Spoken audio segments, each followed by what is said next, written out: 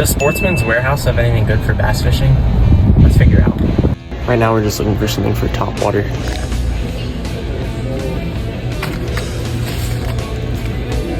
Now that we have our top water, we're gonna look for something like mid-water, like worms, for example. Whenever I'm looking for worms, I normally look for like a loud, kind of vibrant colorway, and I think this Heartache color will just do the trick. Now we got our worms, we had to find some hooks. These are 2/0 wide gap hooks. I think these will do the trick. Now that we have everything, we want to find a tackle box of some sort.